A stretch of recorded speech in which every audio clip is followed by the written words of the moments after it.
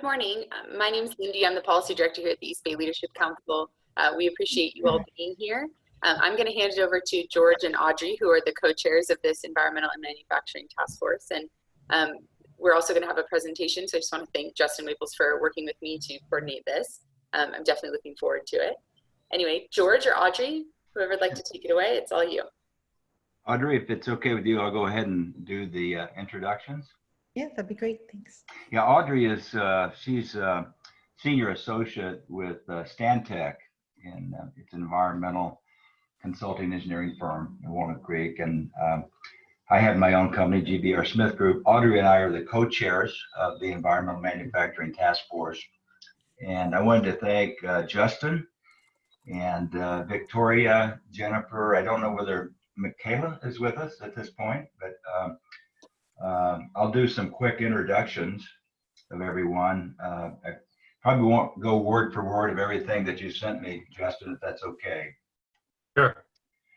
So Justin Waples is he's a California registered PE. He's in the Planning and Applied Research Department with Central SAN. And he is a lead for the Water Environment Federation's Envision Task Force, and recently led the development of WEF's new Envision fact sheet. Victoria Evans is the GHG management lead with HDR and Walnut Creek, and she has over 40 years of experience in air quality, greenhouse gas, energy, and environmental projects. Jennifer Nanetti is a sustainability consultant for HDR's Office of Sustainability, and she's HDR's primary knowledge manager for the Envision Sustainable Infrastructure Framework. Is Michaela on the call? I'm here. Okay, good. Hi, Michaela. Michaela Whitman is a lead fellow, and she is the Director, Sustainability and Resiliency for HDR. So with that, I think you have about 39 slides. So we'll jump into the program. Are we set up, Lindy, for raising our hands with questions for the discussions? Or how should we do Q&A? I think. Sorry. Go ahead, Justin.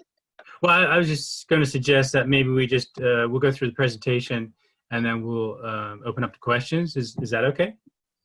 Yeah, however you folks want to do it is fine. It's good. So, Justin, we'll go ahead and turn it over to you. And thanks again to you and the HDR team for being with us today. You're very welcome, George, and we appreciate this opportunity here. I think, Jen, do you want to share your screen for the slides? I think Cindy was going to do that. Okay, yeah, sorry. I'm gonna do that. No problem. 1 second. Sometimes it takes a second for Zoom to know that PowerPoint is open. Okay.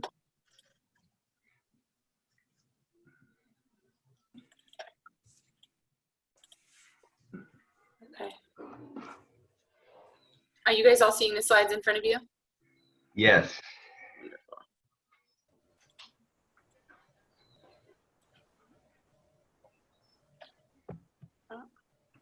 Okay, so do you want to, thank you.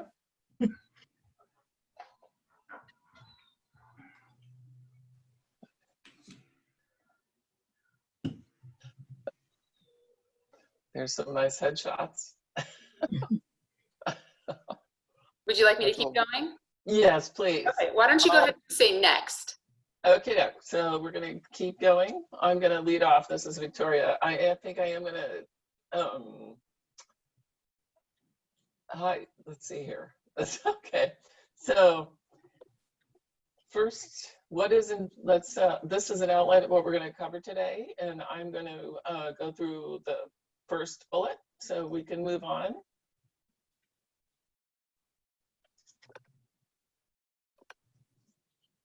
So we appreciate your interest in Envision today. And first, what is Envision? Envision was launched in 2012 by the Institute for Sustainable Infrastructure. And it is a framework to organize the criteria that are appropriate for a project to meet. And in order for those projects to meet the label for sustainable infrastructure, there's been set up 5 types of criteria, categories of criteria that are on the right-hand side of the screen. And to the left of those criteria boxes is the cover of the latest framework guidance document. So Envision includes sustainability and resilience indicators called credits, and they're organized amongst those 5 categories.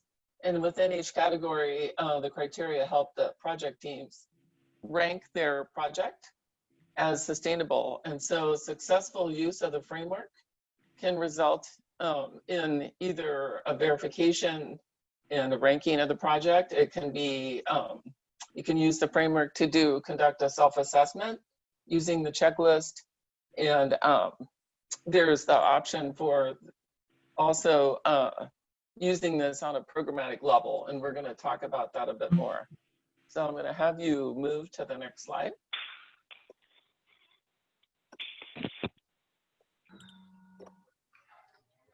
Okay, so the types of infrastructure projects that Envision can be used to rate, they do span all the sectors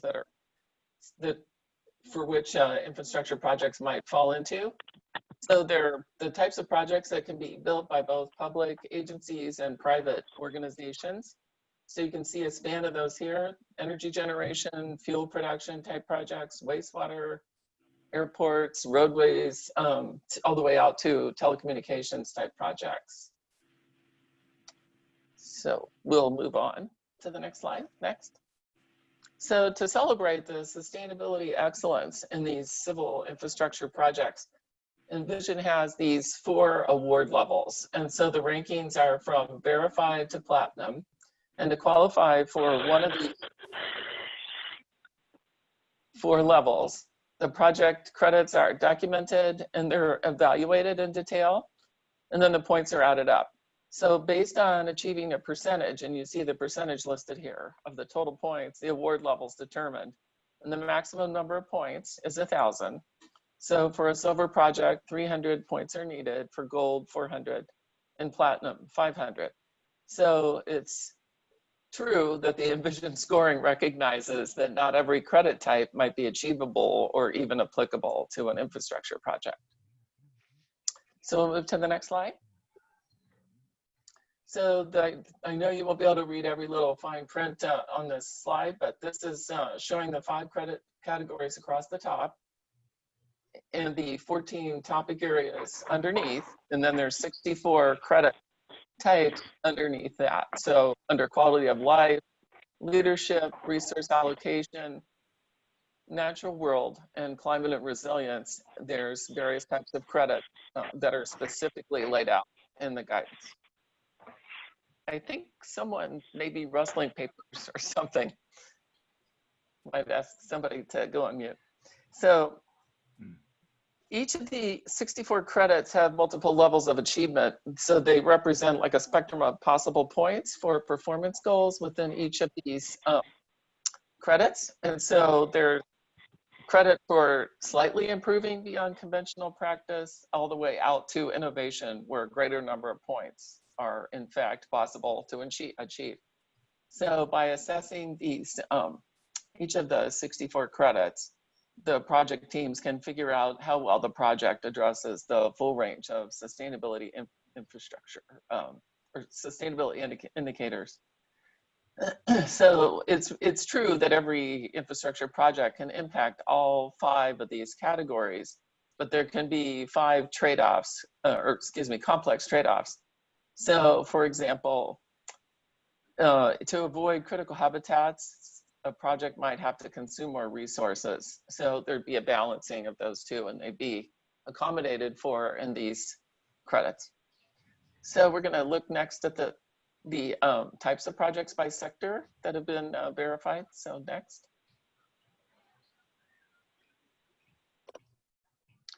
So this just shows you that currently the water project type within Envision is dominating the number of projects that have been verified. and transportation is closely following with the other categories behind that. But there's a wide range of project types that have been verified so far in the Envision program. In the next slide, we'll look at how they're spread out across the United States. And this is literally taken from the most current information on the website for Envision. So the blue, the sort of turquoise colored pins are verified projects, and the black ones are verified. And we're showing you some detail for California. So for example, there's 4 projects in the city and county of LA in SoCal. These include a number of wastewater treatment projects, but they also include a bikeway, a stormwater watershed management program, a county streetcar, and I-5 corridor improvements. And further south, there's 2 projects that have been verified at the San Diego airport, and you can see those here.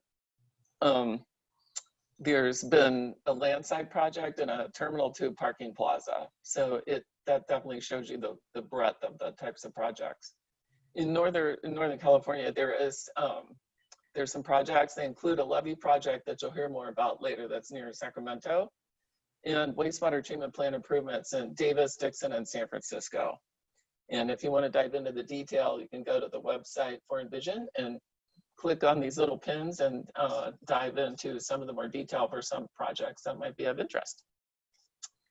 So I think with that, is that my last slide? Yeah. Yes. Justin's going to take it over. Thank you. Thanks, Richard. Sure. Okay, so I'm going to talk about who has adopted Envision and some perspectives of agencies that have used Envision. Next slide, please, Lindy. So I'm guessing a lot of the audience is asking, well, where did Envision come from? Which is a great question. Envision was developed in joint collaboration by the Institute for Sustainable Infrastructure and the Zofnass Program for Sustainable Infrastructure at Harvard University. The Institute for Sustainable Infrastructure is a not-for-profit education and research organization founded by the American Public Works Association in collaboration with American Council of Engineering Companies and the American Society of Civil Engineers. So it has a very solid grounding here. Next slide, please. Okay, so why was Envision developed?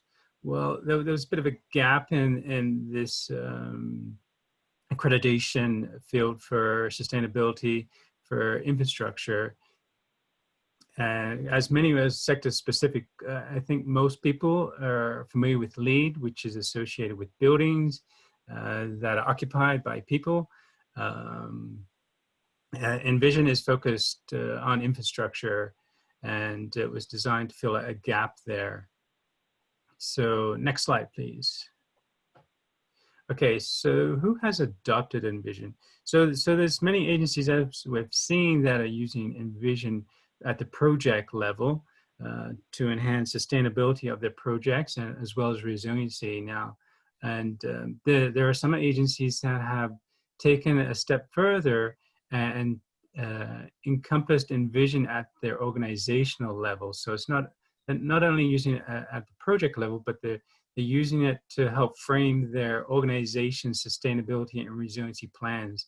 So many of these organizations that you see here, you're probably familiar with, Department of Water Resources, City and County of LA, Caltrans, East Bay Mud. Next slide, please. Okay, so with my work with the Water Environment Federation's Envision Task Force, we interviewed various utilities that have used Envision to get their feedback on the framework. So here are some general observations from those utilities. Envision provides a framework for sustainability and resiliency best practices. They said it was very good to track and demonstrate the organization's sustainability.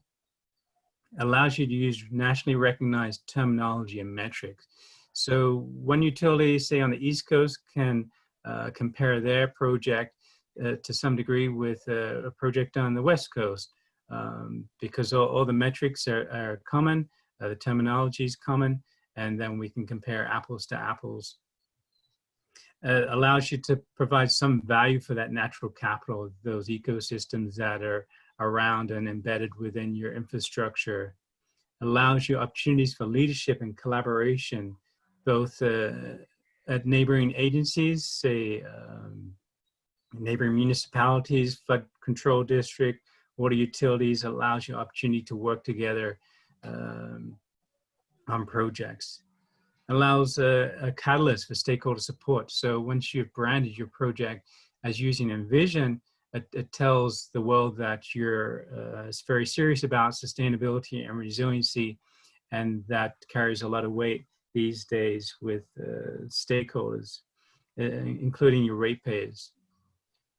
And it allows you to showcase those benefits to the community, region, and industry peers. So you can compare projects. So in the past, there's been a lot of organic kind of internal interpretations of sustainability. This kind of brings a standardization to the civil infrastructure industry. So you can really appreciate the value of the sustainability and resiliency components of a project, regardless of where it is located. Next slide, please. Okay. So at the project level, some of the perspectives of the agencies that we interviewed for WEF was to, if you're not ready to take a big bite of Envision, just consider doing a retroactive evaluation of a recently completed project. There's two ways to use Envision. You can use the verified pathway where you're seeking a formal award and recognition, or you can do the non-verified pathway where you don't achieve an award, but you can really take a good look at your program and your projects and see if you want to take it to that verified level. You can consider using Envision as a pilot, either at the project level or as a program for your organization. And Central San is actually starting to explore that right now and see where we can take it as a utility.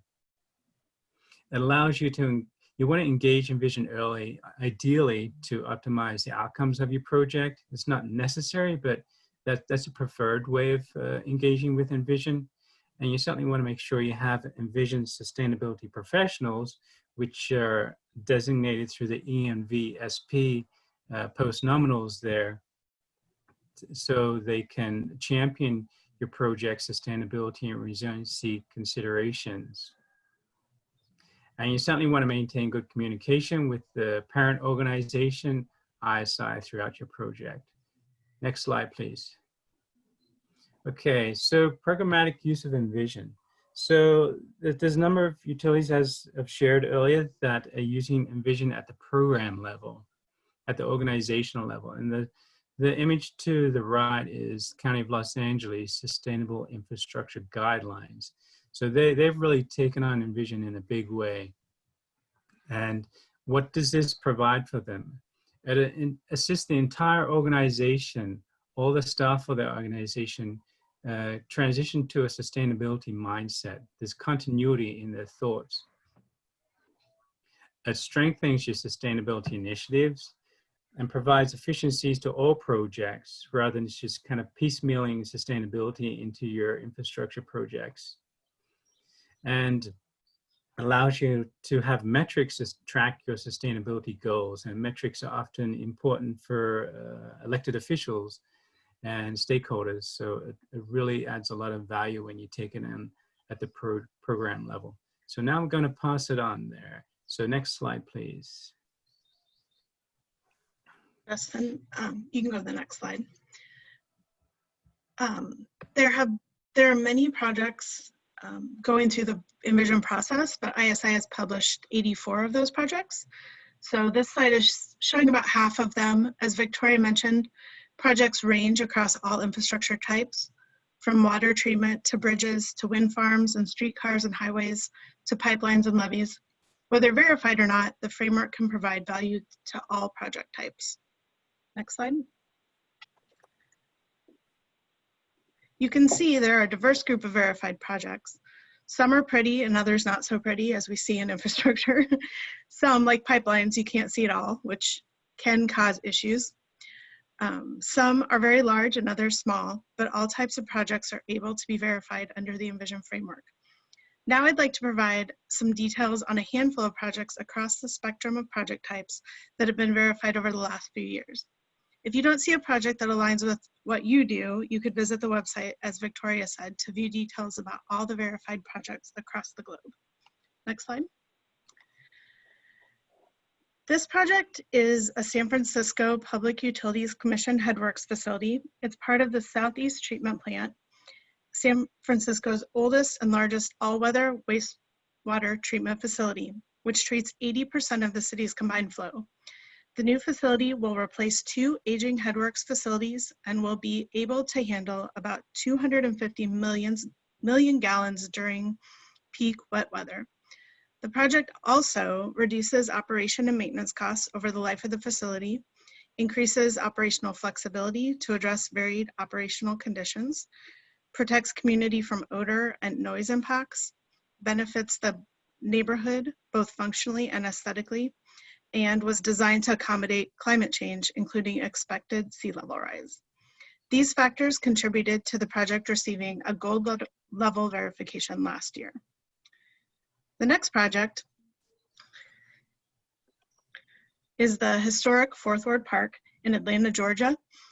This park was among the first developments along the Atlanta Beltline, a project that is committed to improving community livability within the city. The project began with a very specific need to provide stormwater drainage relief, but direction grew out of conversations from local citizens who played a significant role in driving the project. The completed park has generated community development and revitalization, providing the cornerstone for sustainable, high-density, and high-quality urban transformation, along with an outstanding design solution for a serious CSO problem. The solution includes 4 stormwater inlets designed as artistic water features strategically positioned around the 5-acre park, showing how engineering and design can come together to solve both challenging CSO issues and the need for more public green space. These factors all contributed to the project receiving a gold level verification in 2016. The next project is the Holland Energy Park.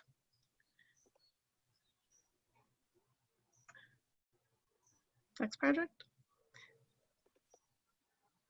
Oh, there we go, sorry. This is a new natural gas-fired combined cycle power plant which incorporates a progressive design in a park-like setting, complete with paths, a waterfall, and extensive natural greenery and wildflowers.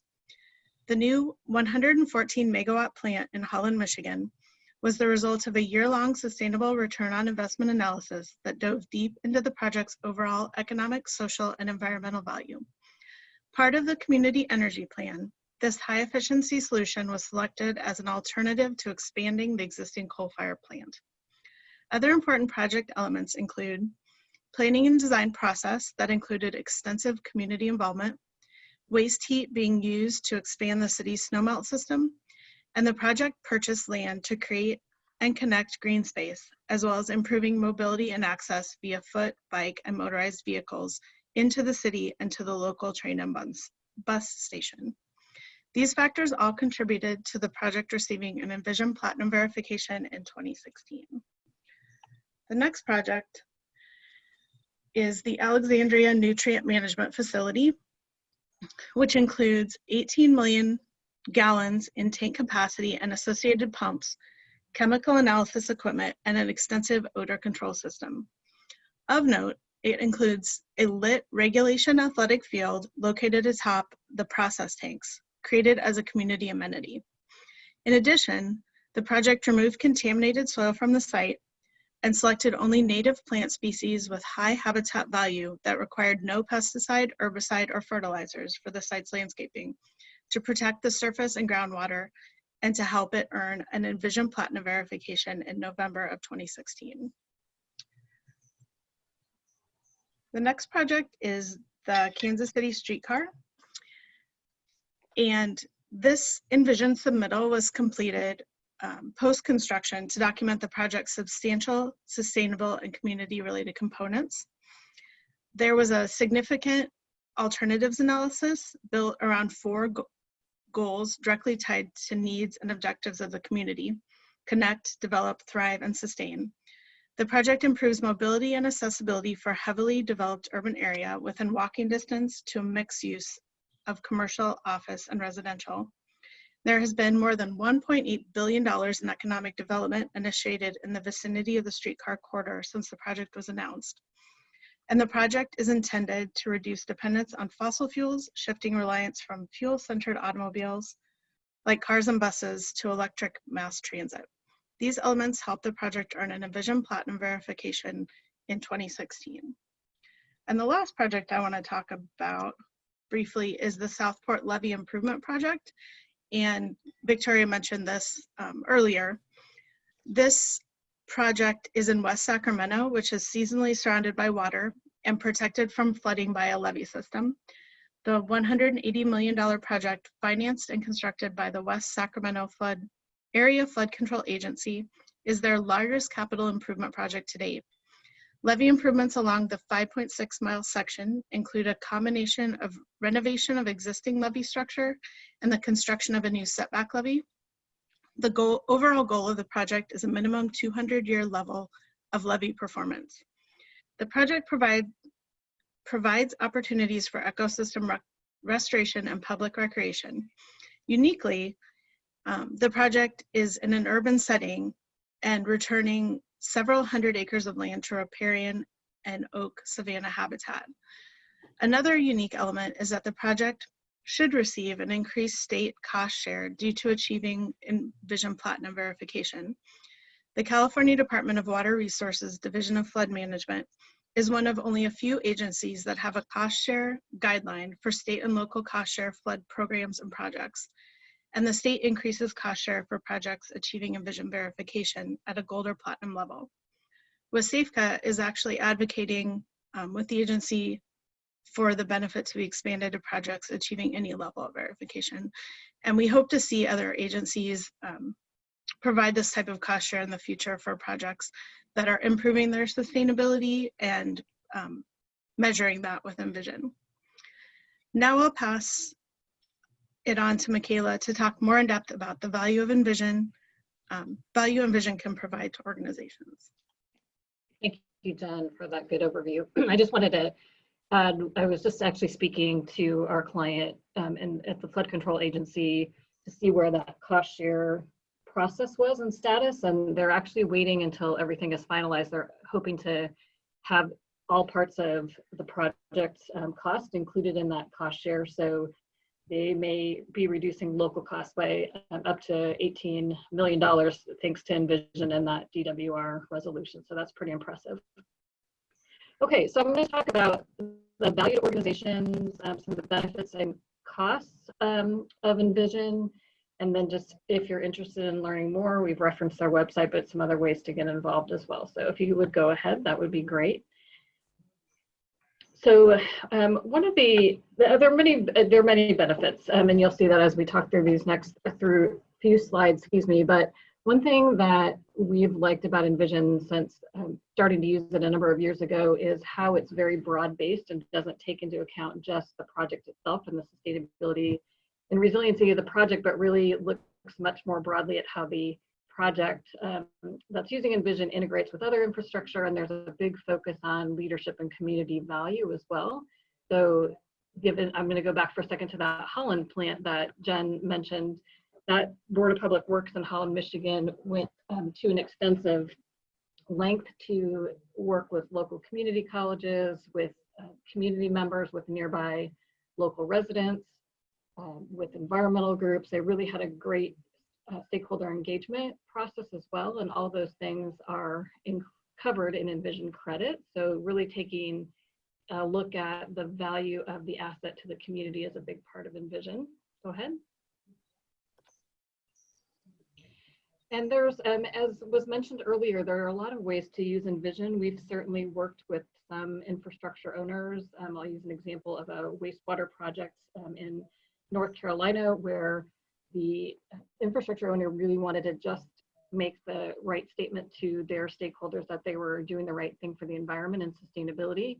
On the other hand, we see some infrastructure owners really use Envision to be progressive and ask a lot of tough questions and challenging questions about how they can make their project better, whether that's community benefits, design innovation, helping enhance natural systems, or really taking a hard look at short and long-term hazards in terms of climate action and resiliency. So there have been some, I would say, average solutions, things that you might not think so creative, but there are also, then we've had some, I would say, great fun with some infrastructure owners doing things like adding solar panels to their infrastructure site, and then going a step further and putting pollinating plants underneath those underneath the solar infrastructure. We even had one utility client in the Midwest who decided to lease some goats to remove invasive species. So those types of solutions aren't great for or reasonable for all projects, but we do see Envision driving some pretty innovative solutions that are providing all types of different benefits to infrastructure owners and communities. Go ahead. And so we talked a lot about credits. If you're familiar with LEED, you will be familiar with that term of credit. And I would mention, again, LEED and Envision are a lot alike in structure. So just to give you an example of what a credit actually looks like, we have on this slide 2 examples from the quality of life category. And the first is the QL 1.5, just stands for Quality of Life Credit 1.5, and it's minimize light pollution. So every credit that is in Envision has an intent to help the user understand why that particular credit is included in the Envision rating system. Some may be more obvious than others. In this case, the intent of the minimize light pollution is to really keep light focused down on the infrastructure itself and not up in terms of night sky impacts. And then there's always a metric to show the user how the intent, how meeting the intent will be evaluated. And you'll see in a minute that there's a range for every credit, an opportunity to score points depending on how well the intent is achieved. So similarly for improved community mobility and access, there's the intent of planning the project as part of a connected network that supports all transportation modes for efficient movement of people, goods, and services. And the metric specific to that one is really looking at the extent to which the project broadens choices, reduces commute times, reduces vehicle distance traveled, and improves level of service. And it was mentioned earlier that some credits aren't applicable to all projects. So I'm just finishing up, for example, the Envision documentation for a biosolids project north of Denver, and it's enclosed and locked to the public. It's somewhat remote. There's not public access at all. And so we were able to claim on that particular project that this credit was not applicable. You write a brief description of why not, and that credit can be removed from the total calculation when you're looking at getting one of those ratings that Victoria mentioned earlier. Go ahead. I won't go through all these in detail, but on the next couple of slides, there are a couple more examples. Here's an example from the leadership category, providing for stakeholder involvement. And in addition to encouraging stakeholder engagement, this credit really encourages proving that stakeholder feedback has been documented and taken into account somewhere in the project design and planning. There's an example of a credit from resource allocation, encouraging the use of recycled materials. Go ahead. A natural world example is preserving undeveloped land. The intent there is to conserve undeveloped land by locating projects on previously developed lands, and that metric happens to be a percentage. And I think this is a good time to mention the proof of these really varies. So if you're actually going for a rating, you would be documenting ideally as you go through a project. I think it's been mentioned a couple times, you can retroactively get a rating, but ideally you're working with Envision at the beginning of the design and planning process, so you can document these things as you go. So in the case of this natural world credit, you would be showing a site map, for example, and showing how much or what percentage of the project development is located on previously developed land. So sometimes there are calculations, sometimes you're showing spec examples or meeting minutes, and even things in the leadership category, you might be showing sustainability plans for the organizations involved, including the consultant. So there's quite a variety of documentation that's provided, and if it's done as the project goes along, it's not a huge effort to collect it. And there's an example finally of a climate and resilience credit reducing greenhouse gas emissions. Go ahead. So here's the slide I referenced. For any individual credit, you can earn a number of points, and the ISI has determined, or decided, I should say, with Zoffness early on, that there was to be meaning to the level of achievement for a credit. And so the improved credit really can be obtained by not doing much more than is required by code or regulation. You're addressing the intent, but not doing anything above and beyond. And as you improve, whether that's in the last example I gave of reducing greenhouse gas emissions, depending on how well you do, you can achieve more points. And the points vary from credit to credit. And that was intentional also for those credits like energy efficiency that can have a significant impact on the environment. There are often more points available for credits with larger impact opportunities. Go ahead. And conserving, yes, and you don't need to go back, but that conserving level was intended to be no negative impact. And that category, the top category called restorative, is really returning whatever the credit is, doing better and returning things to their more natural or original designer systems. Natural, excuse me. And then I guess one of the final slides talking about why Envision. So HDR has actually worked on over, gosh, I don't know, probably close to 25 Envision projects. We have about 15 that have been through the verification process and a number in process now. And I would say that we see all of these benefits to varying degrees on projects, depending on what level of Envision is attempted, what the infrastructure owner's objectives are, where in the process you start using Envision. But these are, I would say, the primary benefits that are seen by using the Envision process. And I mentioned enhancing the design process already by really driving project teams to think about different options for project design and planning.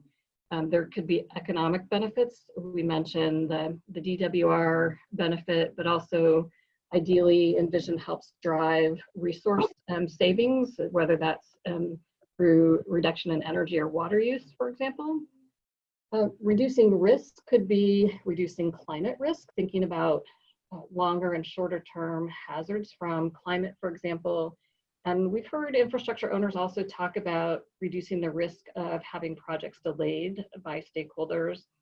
There can be a competitive advantage for, let's say, a utility that might focus on sustainability and Envision, increased accountability from stakeholders, improved quality of life, and certainly recognition is important to some organizations as well. Go ahead. ISI's membership is free to public agencies. You can certainly jump on and use the framework at any time for projects. And they're always looking for participation, both for infrastructure owners and consultants to engage. The ISI staff is very small. There are 5 of them, so there's a lot of volunteer work and committee work. Go ahead. And then just to talk about the costs briefly. So very similar to questions about LEED, how much does it cost to get a verified rating versus a platinum rating? The answer is there are some known costs. So if you do decide you have a project that wants to register Envision, there's a flat $2,000 fee. And then there's a fee when you submit all the documentation for verification, and that's primarily to cover the cost of a third-party reviewer. There are 2 different verification types, and that is you can choose to wait until a project is constructed and submit all your documentation. That's pathway B. And other projects, especially those with longer timelines, may be inclined to use pathway A, which is to submit separate design packages for Envision and post-construction packages. And the verification fees are based on the project size. Bigger projects tend to have more documentation, and so they've thought that was a fair way to charge for the Envision verification fee. Next slide. And so the verification and registration costs are the known costs. And what the variable is the, I would say, documentation labor and the experience of the Envision sustainability professional or client in using Envision. So as I mentioned, each project requires some documentation, which really comes down to writing a cover sheet or sort of a narrative to show how the intent is met, specifically responding to questions in Envision to do that, and then attaching supporting documentation. So the amount of effort can vary. I would say, as an example, going way back to one of the first, or to the first project, HDR in 2012, I believe, actually decided to retro verify one of our projects just to better understand what the level of effort was and if the system seemed to work fairly across the project that had sustainability and resiliency goals in it, but didn't use Envision at all.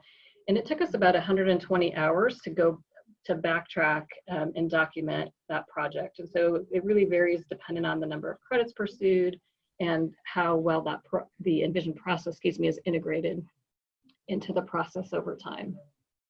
Go ahead. So that wraps it up for our presentation. All of our contact information is here, as well as the ISI website. We've referred to it a number of times. You can search for projects, Envision sustainability professionals. There are a number of resources for sustainability and resiliency included on ISI's website. So I think at this point, we'd like to turn it over to questions. I have not been reading them as I'm speaking, but Victoria, it looks like you've been answering them. Are we caught up thus far to projects? Should we turn it over to folks that want to ask others? Yeah, I would suggest we, if you have a question, we've got a little bit of time that you unmute yourself. And if you have any problem with that, let us know. But I would just do some verbal questions at this point. I could start it off with one. So it appears, I saw that the energy sector accounts for about 9% of the total. I think there's a potential for that being a higher percentage. The overall trend seems to be that this is more focused on the public sector. So one question I have is, are you aware of any overall goals or trends to implement Envision in the private sector? And I'm thinking of, wind power, solar power, Tesla, even in manufacturing, Tesla wanting to build a new manufacturing plant, and it's probably going to be in Austin, Texas. But, any thoughts on that, about more Envision implementation in the private sector? That would be my question. So Jen, you may know more than I. This is Michaela. I would say that it's definitely very heavy in public. There was a private organization, and I know that it was in Washington, D.C. or Arlington, Virginia. Who it was is escaping me. I could certainly find that out. Jen, do you know of others? Well, we have several projects with Alliant Energy, and while they're a utility company, they're not a public company. Right. And they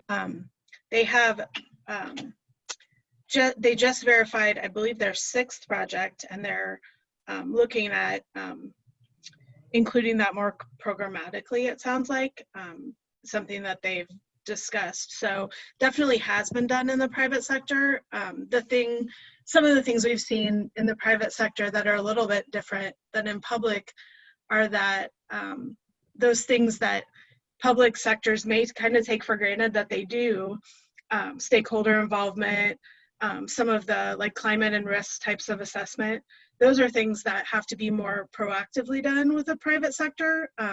So Right. Some things that, a consultant may bring tools for those kind of things to be able to help someone and walk them more through those kind of credits that won't be answered as easily by processes that are already in place. But I mean, that offers a lot of opportunity for private sector types of organizations. Right. And some of those are pretty easy opportunities, and Right. they definitely can benefit from. So Yeah, seems like there's very substantial potential there.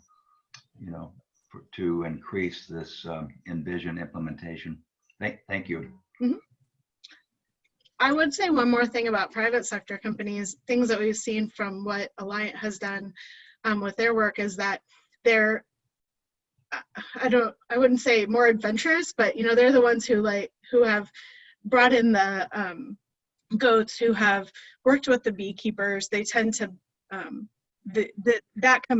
company at least has tend to say, what else can we do, versus because their funding is different and they have maybe more opportunities to be able to implement things, whereas obviously public sector funding is often very limited and there is an extra to do for sustainability options. So there could be, I think Michaela even, I don't know how you said it was fun or they had some fun with it, but I mean, those opportunities are obviously, you know, interesting and something that a company can definitely tout if they're able to implement them. Right.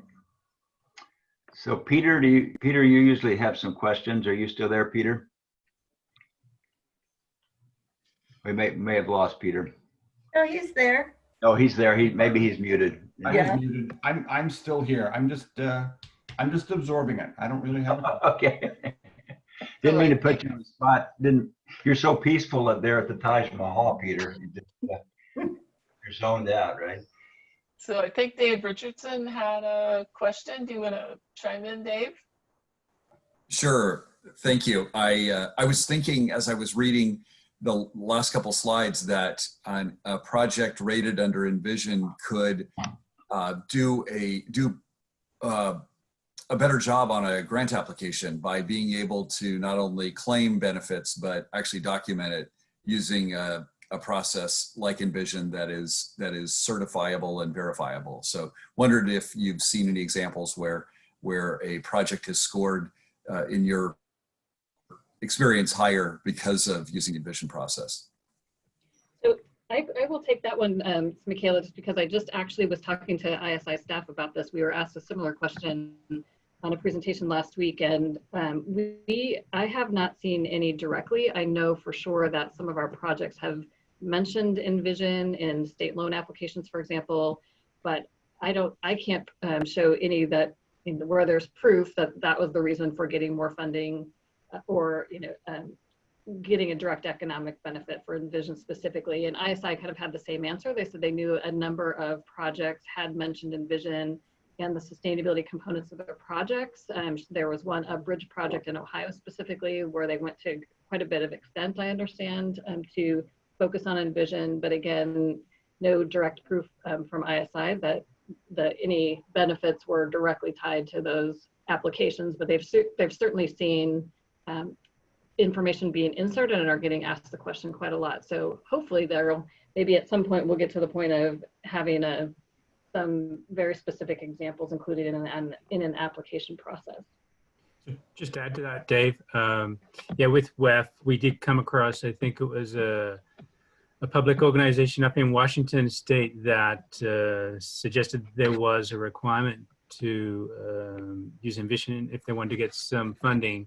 But I can follow up with that with you after the presentation if you like.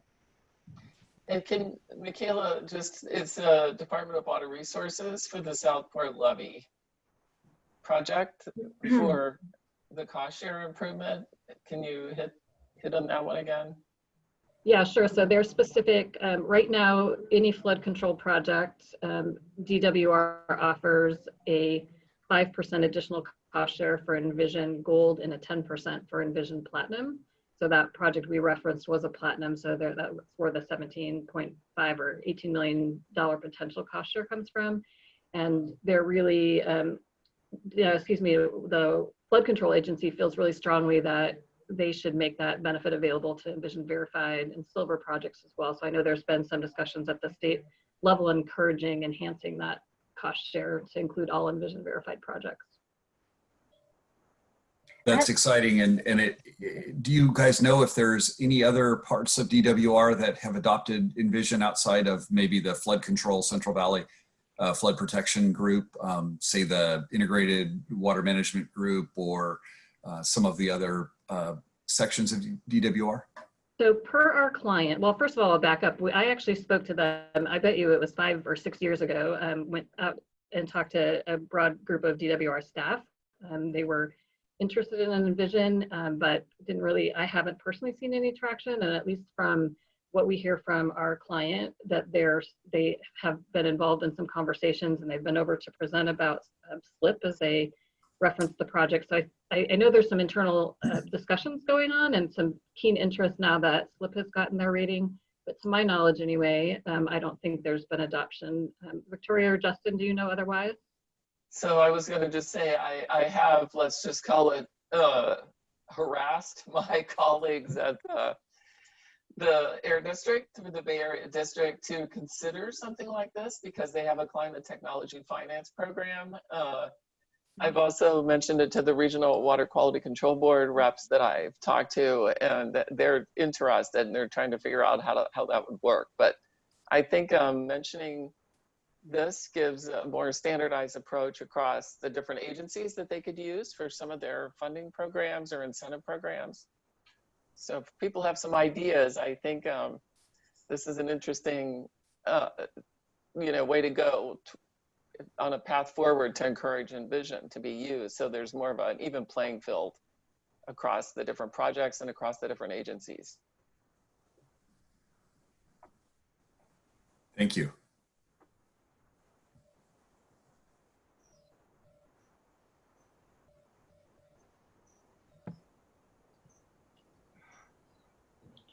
Any other questions? We have a few more minutes. I was just going to comment. I was really intrigued by that Holland Energy Park in Michigan, a natural gas powered power facility. Very, very green, and aesthetically, it seemed to be a very positive thing. So I wonder if we're going to be seeing more of that type of energy infrastructure in the future. So I would just mention, so I'm an electrical engineer by training. I didn't practice very long. I've been doing sustainability most of my career, but I worked on that, and it by far is one of my favorite projects, partially because I never would have imagined a power plant would, one, look like that, and that we would have so many interesting discussions. And the very, very quick backstory is the community of Holland, Michigan actually pushed back on the plans to expand their coal power plant a number of years ago. So the Board of Public Works hired energy experts, and they did not just a cost analysis, but a sustainable return on investment analysis and alternatives, which led to the project, which was a great lead for Envision documentation as well. So there's a lot of amazing things about that project, and they encourage people to visit there. There's an on-site, they call it a museum, but an interactive energy display that tells the story of from coal and natural gas. And they've won multiple awards. To your point about whether we'll see more of the director and his staff have been invited to speak nationally about the project. And just last year, they won ASCE's Innovation and Sustainability Engineering Award. So I do think we'll see more projects like that as we go forward. I hope so. Yeah, good. Any remaining questions? I have one. So in that these projects are primarily developed and or implemented in the public sector, can you tell me if there has been any pushback from the public sector ratepayers with regard to cost benefit, or has it panned out to be incredibly positive? And I mean, I know sustainability is awesome, but I just wonder how the public perceives the change in what you're doing.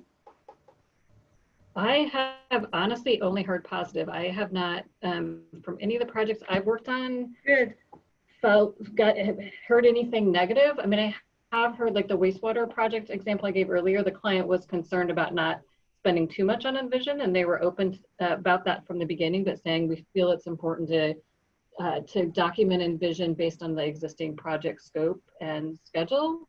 And so there was, I mean, they were concerned about the perception, but they still wanted to go forward with the process. Jen, have you had other experiences, or Justin, in your investigation, did you hear anything? For my work with WEF, I haven't heard of any thing other than positive input from engaging the public, the stakeholders at a more comprehensive level than what may have occurred in the past. So yeah, I've only heard good things on that front. Good, good. Thank you. I have a question. This is Jerry Johnson. I understand, I see at least one of you are our lead fellow. I mean, how closely does the Envision guidelines kind of overlap or kind of follow with the lead protocols? And is there an active coordination between those two bodies, or are they pretty much running independently? So that's an excellent question. And sorry, I don't mean to dominate the answers, but I have some direct experience and discussions that have taken place. So they're very similar. There is overlap. So both have stormwater credits, both have recycled content credits. We've done a crosswalk, if you're interested. Jen, who's on the phone, actually helped us with that between Envision and LEED. So there's definitely overlap. And there was an attempt probably 3 years ago by US Green Building Council to acquire ISI.